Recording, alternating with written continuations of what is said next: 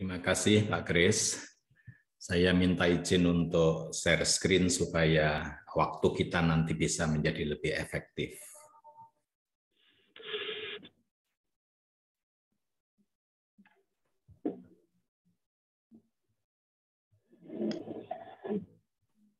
Sudah terlihat Ibu Bapak? Sudah Pak.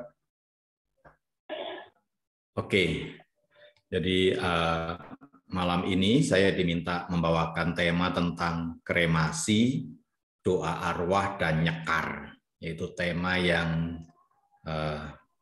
praktis sekali dan sesehari ada di dalam kehidupan kita, Bapak Ibu saudara-saudara.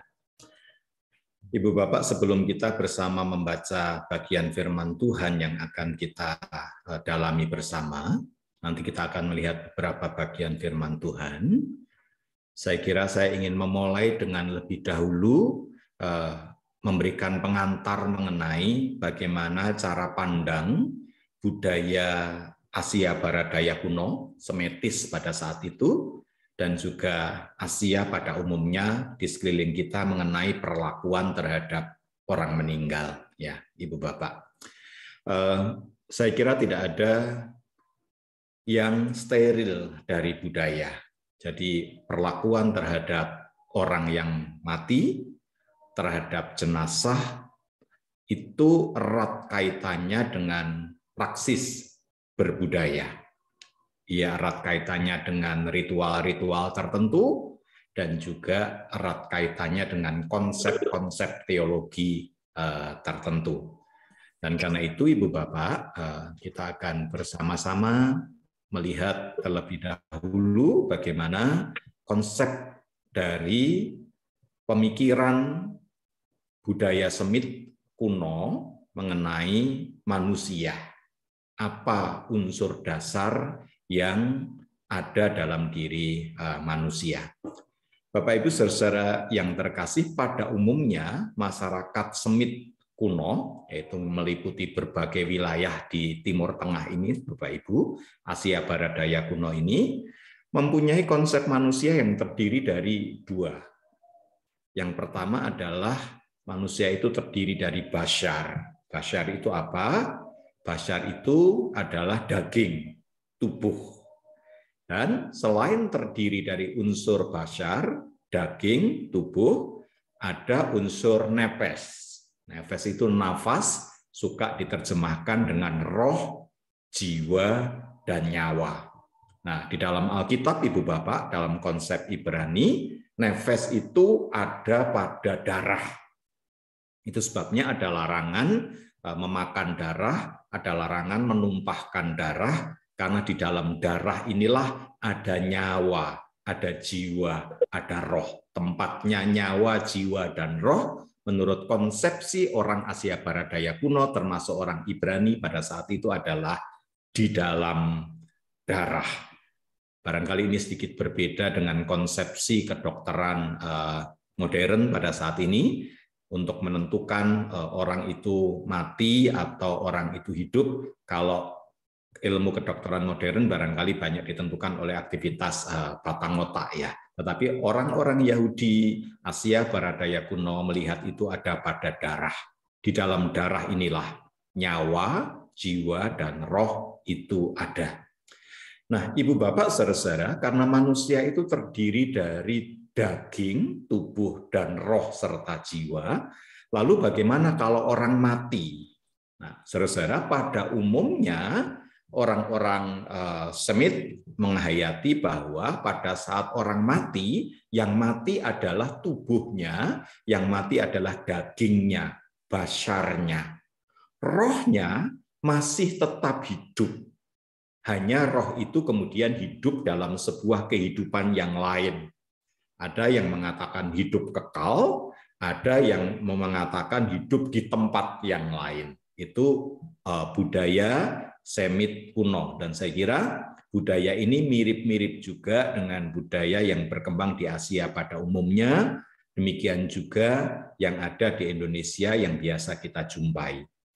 Nah, Ibu Bapak, selain budaya Asia Barat Daya kuno, barangkali yang perlu kita pahami adalah cara pandang Yunani. Karena nanti Alkitab Perjanjian Baru banyak bersentuhan dengan budaya Yunani. Nah, saudara, budaya Yunani juga memiliki pemahaman semacam ini, bahwa tubuh dan roh itu adalah dua unsur yang berbeda. Yunani menghayati bahwa tubuh itu jelek, tubuh itu kotor.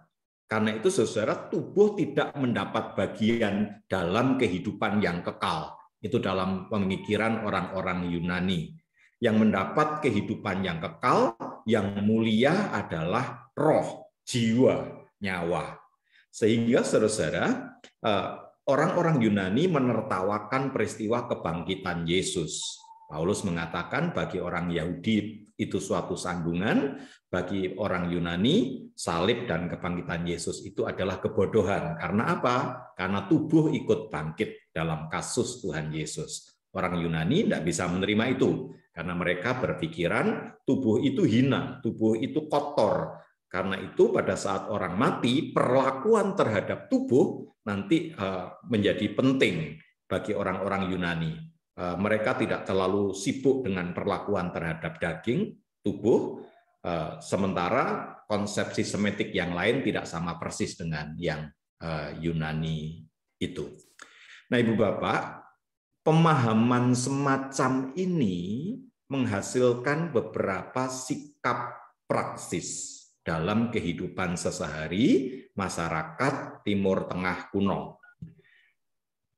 Karena tubuh dan roh itu berbeda, orang-orang Yahudi, juga orang-orang Semitik sebagian masih menghayati bahwa roh orang yang meninggal itu, saudara, hidup terus, dan karena hidup terus, ia masih berurusan dengan orang-orang yang hidup.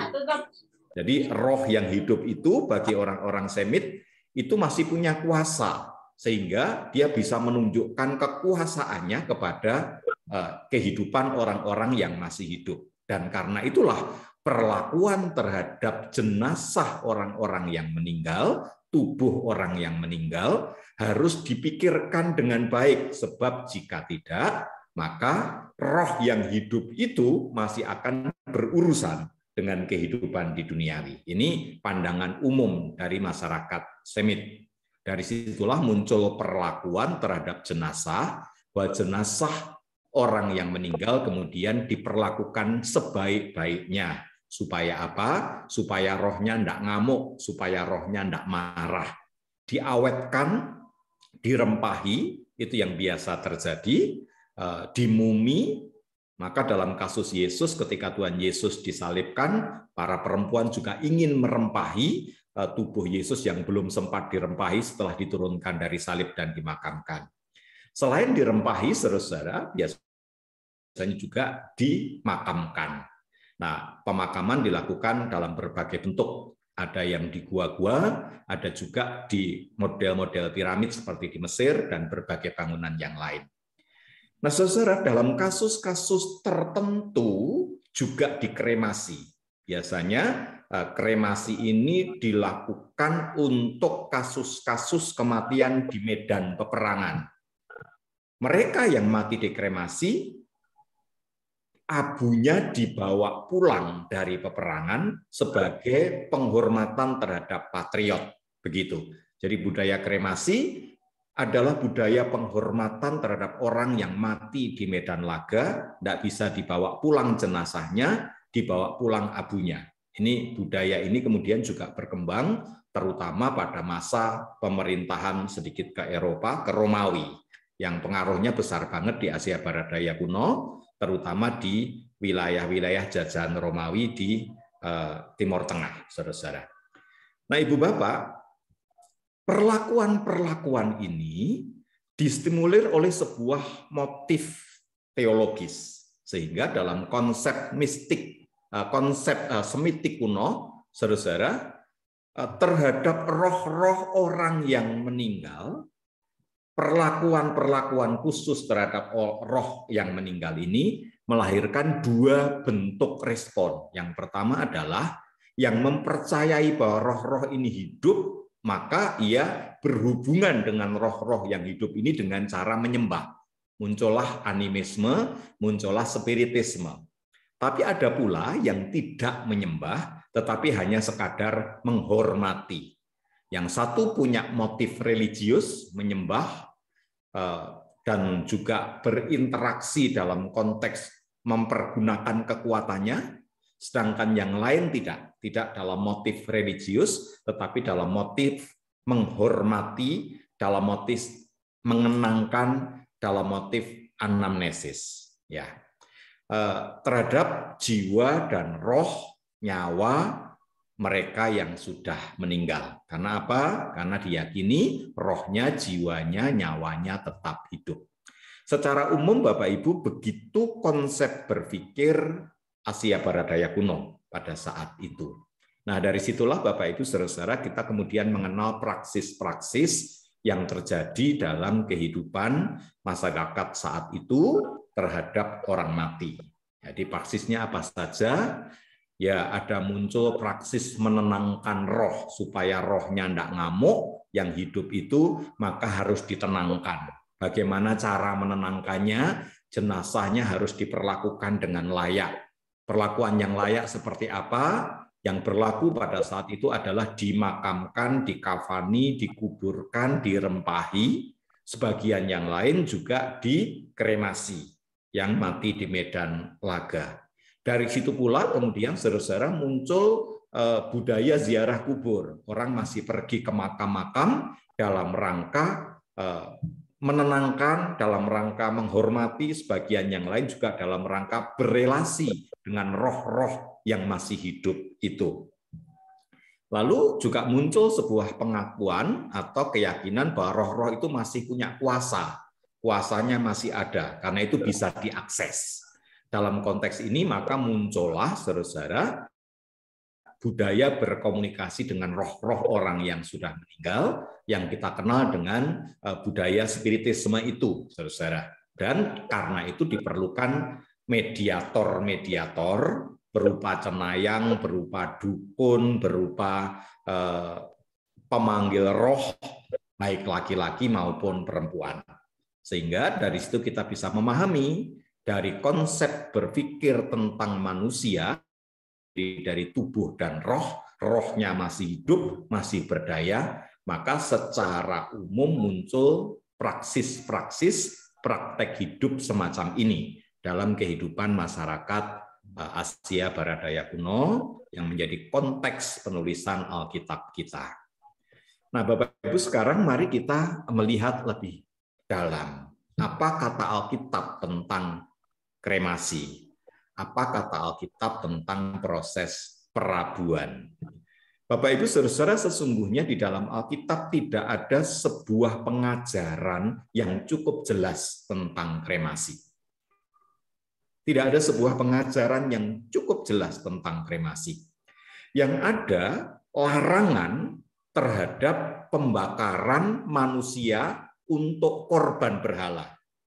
Nah, tadi penghormatan terhadap orang roh-roh yang hidup, terhadap nenek moyang, terhadap dewa-dewi dalam masyarakat Semitik kuno juga dilakukan dengan cara pengorbanan manusia. Salah satu caranya adalah manusia itu dibakar, dikorbankan. Biasanya anak-anak dikorbankan. Itu oleh Alkitab dilawan. Itu adalah kesesatan. Karena itu pembakaran terhadap manusia hidup sebagai persembahan terhadap dewa-dewi dan roh nenek moyang, Alkitab bilang no way. Itu adalah sesat, itu adalah yang keliru, salah. Tapi bagaimana dengan perlakuan terhadap jenazah yang dikremasi, perlakuan terhadap jenazah yang dibakar? Adakah di dalam Alkitab kisah tentang hal itu? Nah, saudara, kalau ditanya semacam itu, jawabnya adalah ada. Ya, kita membaca dalam kitab 1 Samuel 31 ayat yang ke-11 sampai dengan ayat yang ke-13. Ini kisah tentang kematian Saul dan anak-anaknya. Pada saat itu, saudara, Saul berperang melawan bangsa Filistin, dan karena itu terkepung. Dalam kondisi terkepung di peperangan itu, maka terjadilah Saul daripada dibunuh oleh orang-orang Filistin, maka dia memilih supaya bujangnya pembawa senjatanya menikam dirinya. Tetapi bujangnya tidak mau melakukan itu. Maka Saul memilih menjatuhkan dirinya pada senjatanya sendiri sehingga dia mati bunuh diri. Begitu saudara-saudara. Dan kemudian diikuti oleh para punggawanya yang bersama-sama dengan dia. Dan setelah itu saudara-saudara, mayatnya Saul yang ditemukan oleh orang-orang Filistin, kepalanya dipotong dan kemudian dipajang di jalanan. Nah, ketika hal itu terjadi, maka muncullah inisiatif ya penduduk Yabes Gilead yang mendengar tentang apa yang dilakukan orang Filistin kepada Saul, maka bersiaplah segenap orang gagah perkasa, mereka berjalan terus malam-malaman, lalu apa yang dilakukan? Mereka mengambil jenazah Saul, mayat Saul, dan juga mayat anak-anaknya dari tembok kota Betsin, di mana jenazah Saul dan kepalanya dipajang di sana. Kemudian pulanglah mereka ke Yabes, dan apa yang dilakukan setelah di Yabes? Jenazah Saul dan anak-anaknya itu dikremasi. Mereka membakar mayat-mayat itu di sana, lalu mereka mengambil tulang-tulangnya dan kemudian dikuburkan di bawah pohon tamariska di Yabes. Dan setelah itu mereka berpuasa 7 hari lamanya. Artinya apa? Artinya pembakaran jenazah Saul dan anak-anaknya itu dilakukan dalam konteks peperangan, ya, seperti halnya pada umumnya masyarakat pada saat itu kalau membawa jenazah dari tempat yang jauh tidak mungkin, berhari-hari akan membusuk di jalanan, maka dibakar dan kemudian tulang-tulangnya, abunya yang dibawa pulang. Setelah dibawa pulang, dimakamkan. Nah, dalam tradisi-tradisi Asia Barat Daya kuno yang lain, ada yang tidak dimakamkan abunya. Ada yang abunya diletakkan di guci-guci yang kemudian ditaruh di tempat-tempat tertentu. Misalnya Romawi itu dengan modelnya begini, ada tempat menaruh abu. Lalu sekarang ini yang terjadi di zaman modern kita mengenal tempat-tempat penitipan, penyimpanan abu, dan sekarang ini menjadi sebuah badan usaha yang banyak dilakukan di mana-mana, saudara, rapi dan bahkan menjadi budaya untuk melakukan proses anamnesis terhadap mereka yang hidup. Artinya, saudara, budaya kremasi adalah budaya yang lazim sejak zaman dulu kala dan dilakukan di tengah peperangan. Itu adalah sebuah simbol patriotisme, dan ini sedikit berbeda dengan bangsa Yunani. Karena bangsa Yunani menganggap tubuh itu kotor tadi, tubuh itu hina. Kremasi dilakukan oleh orang-orang Yunani bukan dengan motif patriotisme, bukan dengan motif praksis kondisional, tetapi dalam motif religius. Mereka melakukan pembakaran jenazah untuk membebaskan tubuh, membebaskan roh dari penjara daging, dari penjara tubuh. Ini khusus orang-orang Yunani.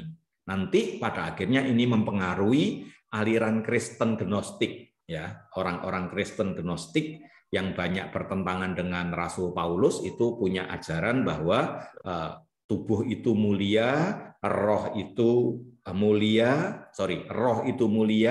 tubuh itu hina. Nah, itu filosofi Yunani yang membuatnya.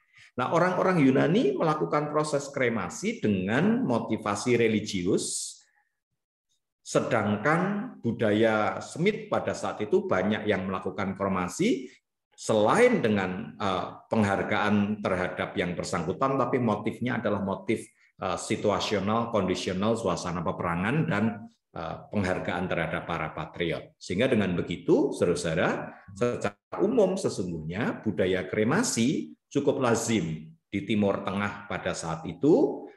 Pertimbangannya adalah pertimbangan kondisional, situasional, praktis, kaitannya dengan peperangan. Nah, apakah budaya itu kemudian juga hidup di dalam kehidupan kekristenan, saudara-saudara?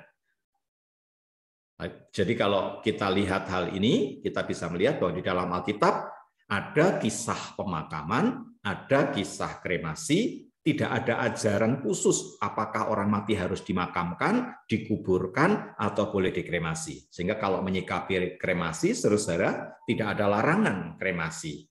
Tetapi juga tidak ada anjuran kremasi. Dimungkinkan sesuai dengan situasi dan kondisinya.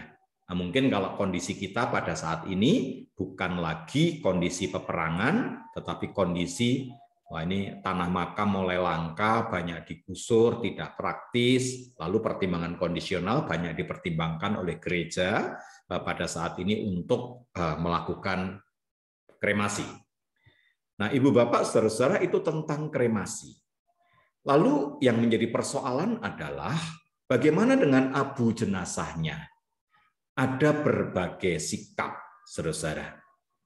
Yaitu ada sikap kalau dalam spirit religius, spirit penyembahan roh-roh yang masih hidup tadi, ada sikap yang kemudian memilih bersikap idolatri, memberhalakan. Ya, misalnya dalam tradisi Tionghoa kuno, itu roh-roh nenek moyang masih dimintai rezeki, masih bisa berbuat sesuatu, dikasih makan, dan segala macam. Ini idolatri, pemberhalaan, disembah, dianggap sebagai sesuatu yang hidup, yang bisa dimintai rezeki, yang bisa memberi rezeki, yang bisa menghadirkan petaka, yang menghasilkan berkat, atau menghasilkan celaka. Dan karena itu juga ia perlu dijamu, diberi makan, diberi minum, diberi sesembahan. Ini sikap-sikap yang menyertai sikap religius terhadap abu jenazah. Tetapi ada sikap yang lain yang tidak bersifat memberhalakan, tetapi bersifat anamnesis, yaitu seperti patriotisme tadi, saudara-saudara. Anamnesis itu apa? Anamnesis itu mengenangkan. Tuhan Yesus sendiri mengatakan pada saat ia hendak diserahkan, inilah tubuhku, inilah darahku, perbuatlah ini menjadi peringatan akan daku. Jadi ia menunjuk pada peristiwa kematiannya, pemberian darahnya, nyawanya, pemberian tubuhnya, lalu mengatakan perbuatlah ini menjadi peringatan akan daku. Dan itu kemudian menjadi rujukan kita untuk melakukan perjamuan kudus, untuk mengenangkan pengorbanan, kematian, penebusan, kebangkitan, dan keselamatan yang datang dari Tuhan. Artinya, melalui proses anamnesis ini, kita mengenang karya Tuhan dalam kehidupan kita. Jadi ini lebih ke pengenangan, kalau ini lebih pada idolatri. Nah, ada orang yang kemudian memperlakukan abu jenazah ini sekedar sebagai sebuah proses anamnesis. Oh, nenek moyangku itu pernah hadir dalam sejarah dan aku berasal daripadanya. Lalu ketika beranamnesis, mensyukuri, terima kasih Tuhan, Engkau telah menjadikan nenek moyangku, kakekku, nenekku, orang tuaku menjadi jalan aku hadir di tengah dunia ini, dan melalui mereka aku belajar tentang cinta, di hatiku ada nama mereka, mengenangkan, mensyukuri kehadiran dan peran mereka yang sudah dipanggil oleh Tuhan itu dalam hidup kita. Sehingga dalam proses anamnesis, kita menghadapkan diri kita kepada Tuhan dan menempatkan mereka yang telah dipakai oleh Tuhan itu dalam kehidupan kita. Nah, ini dua sikap, saudara-saudara. Dan saya kira sikap idolatri ditolak oleh gereja. Kita tidak menyembah kepada roh-roh nenek moyang dan juga tidak memperlakukan abu jenazah ini sebagai benda keramat. Tetapi kita memperlakukan abu jenazah sebagai sebuah alat untuk mengingatkan kita tentang karya Tuhan melalui pribadi-pribadi yang hadir dalam kehidupan kita. Maka kadang-kadang di dalam anamnesis ini ada ungkapan syukur, ada ungkapan respon terhadap anugerah kehadiran mereka. Nah, ini sikap yang biasa muncul dalam perlakuan terhadap abu jenazah dan juga nanti makam ya saudara, kaitannya dengan ziarah kubur, orang masih ke kuburkah? Oke, kalau ke kubur untuk apa? Bukan untuk idolatri, tetapi untuk melakukan sebuah proses anamnesis. Lawannya anamnesis adalah amnesia. Amnesia itu melupakan, tidak menganggap ada. Ya, itu saudara. Oke, lalu bagaimana dengan doa arwah? Ya, saudara, Doa arwah dalam tradisi Kristen kita tidak melakukannya, tetapi dalam tradisi Katolik, teman-teman Katolik masih melakukannya, dan beberapa religi yang lain melakukannya. Apa konsepnya? Konsepnya adalah bahwa hidup manusia itu terdiri dari 3 babak. Yang pertama adalah babak hidup pada saat ini, di sini, sekarang ini, hidup kita yang ada sekarang. Lalu setelah mati, orang tidak langsung masuk ke kehidupan kekal. Mereka yang melakukan doa arwah mempunyai pemahaman bahwa setelah orang mati, ia berada dalam alam penantian. Dan ketika di alam penantian inilah, maka roh-roh itu tidak bisa berdoa sendiri. Itu sebabnya mereka perlu didoakan. Nah, itu konsep doa arwah dalam pemahaman orang-orang Katolik, saudara-saudara. Mereka perlu didoakan. Jadi bukan saja mendoakan yang hidup, tetapi juga mendoakan roh-roh yang sudah mengalami kematian tubuh dan berada di dalam alam kematian ini, yang kemudian supaya dosa mereka dikurangkan, ampunan diberikan oleh Tuhan, sehingga pada saatnya fase hidup kekal dimulai, mereka mendapatkan rahmat yang lebih baik. Nah, konsep inilah yang ditolak oleh para reformator gereja, oleh Luther, Calvin, Zwingli. Dalam konteks ini, Luther, Martin, Zwingli tidak berbicara tentang alam penantian, saudara-saudara, dan tidak berbicara tentang roh-roh itu bisa didoakan lalu dosanya dapat dikurangkan. Ia berbicara tentang hidup di dunia ini dan setelah mati hidup kekal. Ada beberapa rujukan yang dipergunakan, terutama kisah Injil Lukas pasal 27, pasal 16 ayat 27 ayat 30 sampai dengan 31. Ini kisah tentang Lazarus dan orang kaya. Kisah ini kisah ilustratif memang. Yesus yang menceritakan ada Lazarus yang miskin, yang boroknya dijilati anjing setiap hari, dan ada orang kaya yang membuat pesta. Nah, ceritanya mereka berdua mati, Lazarus ada di pangkuan Abraham, orang kaya itu ada di tempat penyiksaan, lalu menyeru kepada Abraham, suruhlah Lazarus datang kemari untuk memberikan air yang melegakan aku. Tetapi Abraham mengatakan, Bapak Abraham mengatakan, ada jurang yang tak terseberangi antara engkau dan kami, sehingga itu tidak mungkin dilakukan. Lalu muncul sebuah permintaan dari orang kaya itu. Nah, kata orang kaya itu, kalau demikian aku minta kepadamu Bapa, supaya engkau menyuruh dia ke rumah ayahku. Maksudnya menyuruh Lazarus. Sebab masih ada 5 orang saudaraku, supaya ia memperingati mereka dengan sungguh-sungguh agar mereka jangan masuk ke dalam tempat penderitaan ini. Tapi kata Abraham, ada pada mereka kesaksian Musa dan para nabi, baiklah mereka mendengarkan kesaksian itu. Jawab orang itu, tidak Bapak Abraham, tetapi jika ada seorang yang datang dari antara orang mati kepada mereka, mereka akan tobat. Nah, saudara, lalu Bapak Abraham menjawab, jika mereka tidak mendengarkan kesaksian Musa dan para nabi, mereka juga tidak akan mau diyakinkan sekalipun oleh orang yang bangkit dari antara orang mati. Teks ini biasa dipakai untuk membangun sebuah tafsiran bahwa mereka yang sudah mati tidak turun lagi ke dunia ini. Dan mereka yang sudah ada di alam yang kekal sudah tidak bisa diapa-apain. Jadi setelah masuk tempat siksa ya tidak bisa diapa-apain. Yang menentukan bukan peristiwa-peristiwa setelah mereka mati, tetapi justru ketika masih hidup. Nah, kamu mendapat ganjaran ketika kamu hidup, hasilnya begini. Ketika kamu mati, sudah tidak ada yang bisa diubah.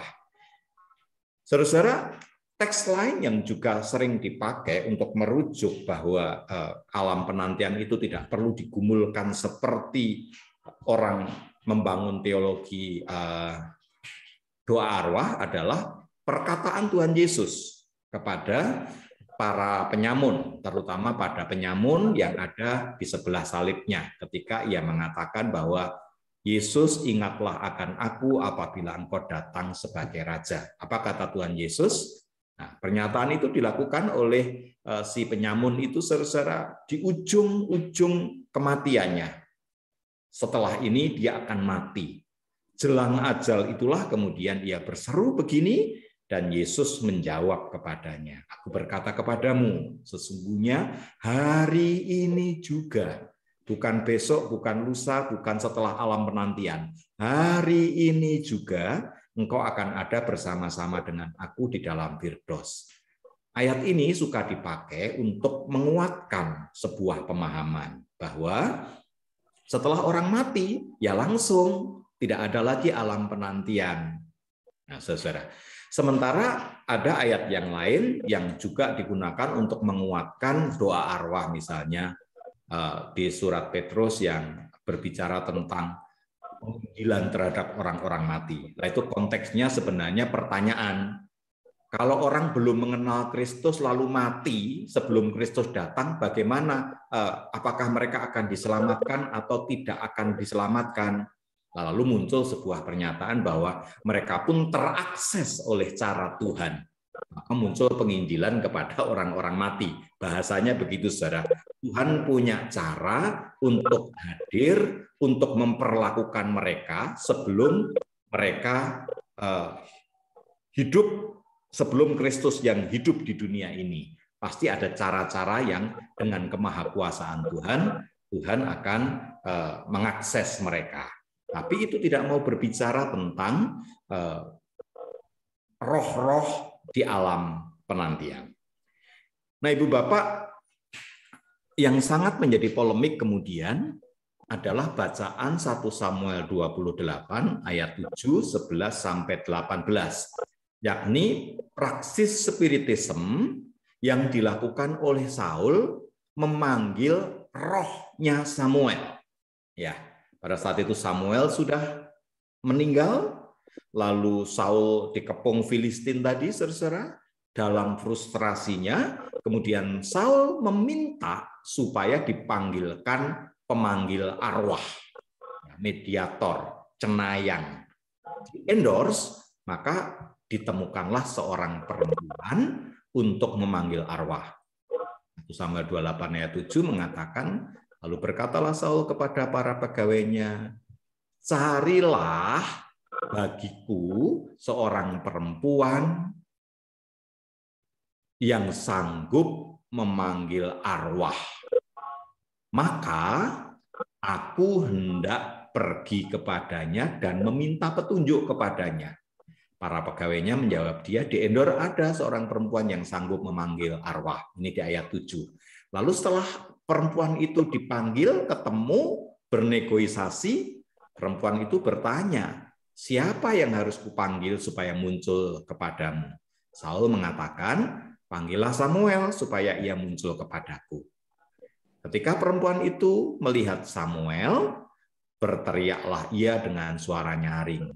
Lalu perempuan itu berkata kepada Saul demikian, mengapa engkau menipu aku? Engkau sendirilah Saul. Mengapa begini, saudara? Karena sesungguhnya sebelum peristiwa ini Saul itu sudah memerintahkan supaya mediator pemanggil arwah itu dibinasakan. Tetapi kemudian sendiri ia meminta mediator. Itu sebabnya perempuan Endor itu takut, lu yang muncul kok Samuel, dan tahu bahwa itu Saul. Mengapa kamu menipu aku? Bahwa engkau sendiri ternyata Raja Saul. Aku kan mati kalau begini.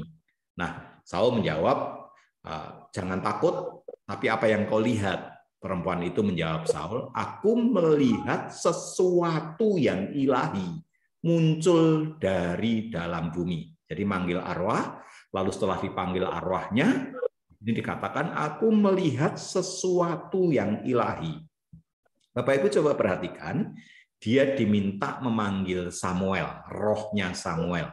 Dan ketika ditanya apa yang kau lihat, yang lihat cuma perempuan ini, Saul tidak melihat, ia tidak menjawab, aku melihat Samuel.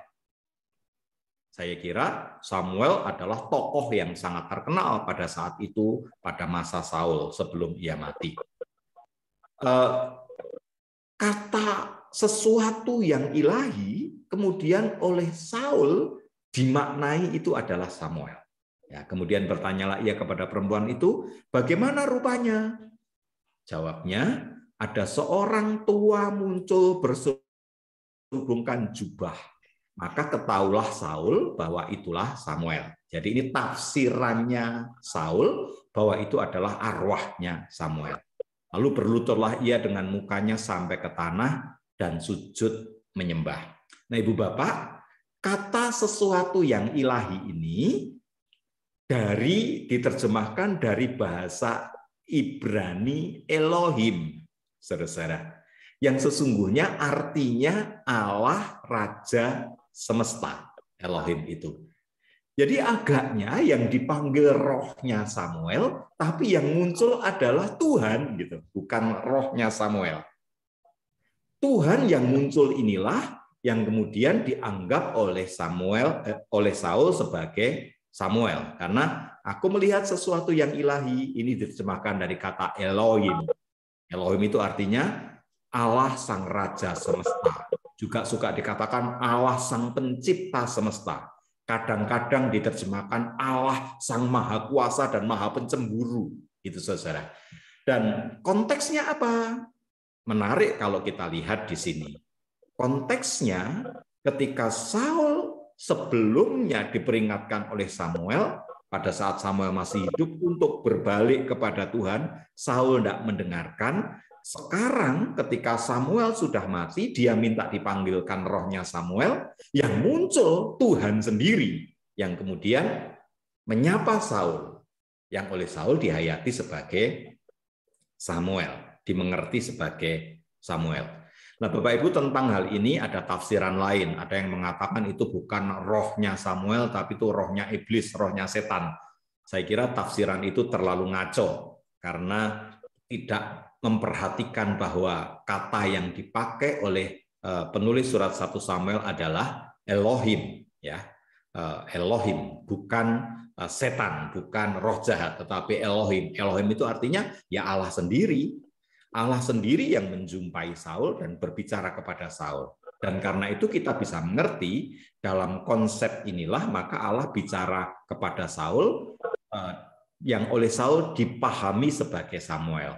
Karena itu kemudian di dalam percakapannya Allah yang dipahami sebagai Samuel itu menegaskan sikapnya terhadap Saul. Lalu di ayat yang ke-15 di sana dikatakan, sesudah itu berbicaralah Samuel dalam persepsi Saul ini, mengapa engkau mengganggu aku dengan memanggil aku muncul? Kata Saul, aku sangat dalam keadaan terjepit, orang Filistin berperang lawan aku, dan Allah telah undur daripadaku. Ia tidak menjawab aku lagi, baik dengan perantaraan nabi maupun dengan mimpi. Sebab itu aku memanggil engkau supaya engkau memberitahukan kepadaku apa yang harus kuperbuat. Lalu bicaralah Samuel, mengapa engkau bertanya kepadaku, padahal Tuhan telah undur daripadamu.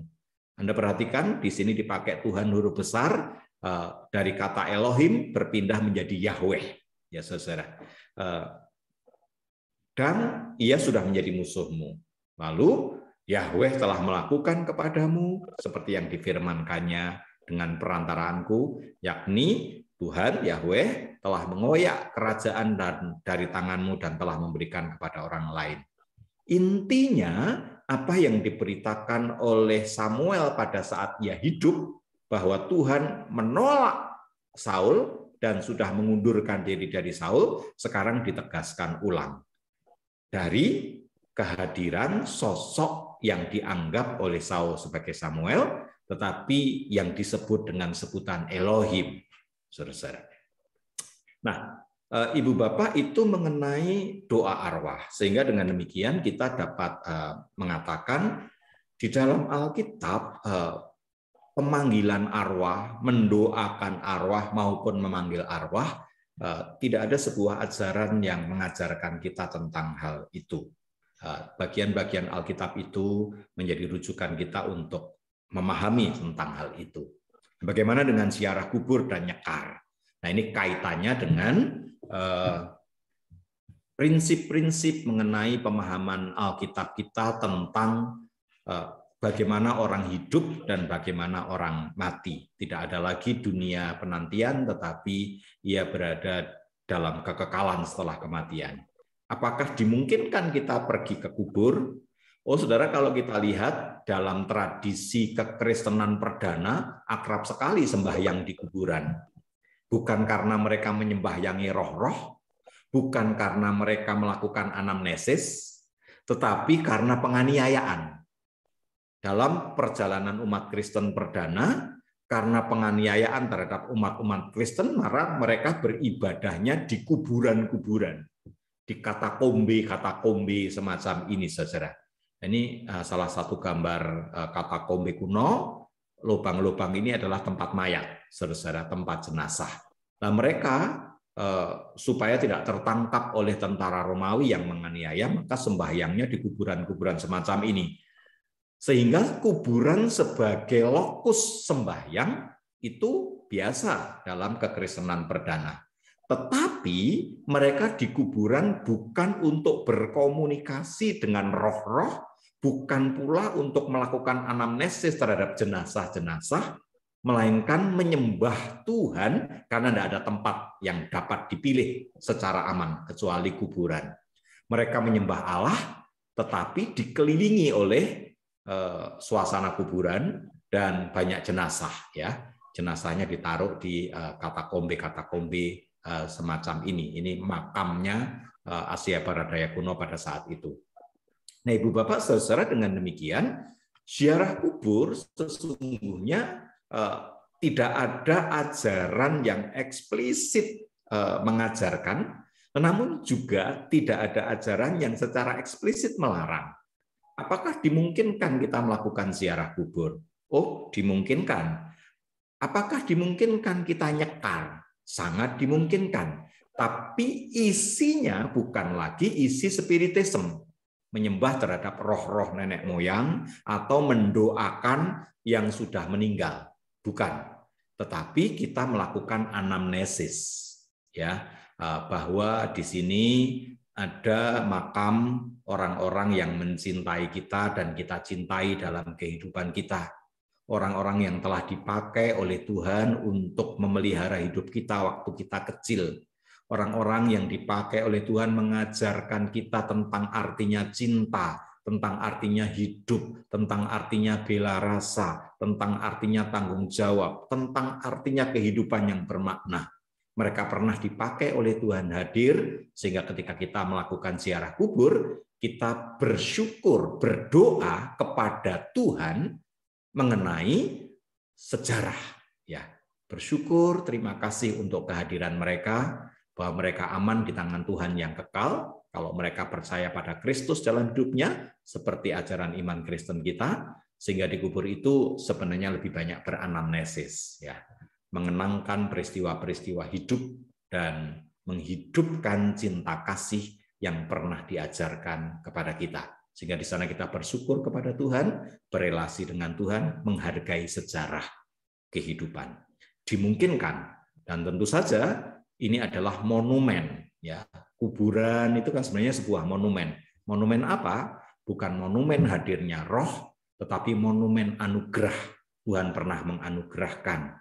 Dan jalan lahir kita, jalan hidup kita, jalan kita ada di dunia ini melalui para pendahulu kita. Tuhan pernah menghadirkan sahabat bagi kita yang barangkali meninggalkan dunia sebelum kita. Tuhan pernah menghadirkan dan menganugerahkan teman pelayanan bagi kita.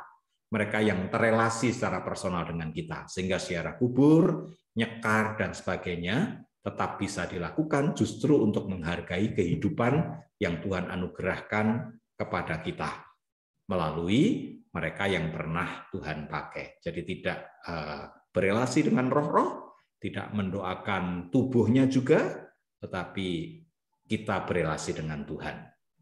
Nah, Ibu Bapak, Saudara-saudara, dengan begitu apa simpulannya? Saya agak cepat supaya kemudian nanti kita bisa berdiskusi. Simpulannya mengenai kremasi, tidak ada larangan dan juga tidak ada anjuran kremasi. Kremasi adalah produk budaya. Kalau itu dilakukan, pertimbangannya Bagi orang-orang Yunani itu spiritualitas, bagi orang-orang Romawi itu patriotisme, dan bagi orang-orang Semit kuno, termasuk orang-orang Israel terhadap Saul, itu adalah pertimbangan kondisional, ya, situasional, kondisional, bagaimana memperlakukan secara layak jenazah-jenazah mereka yang punya peran di dalam kehidupan. Gitu.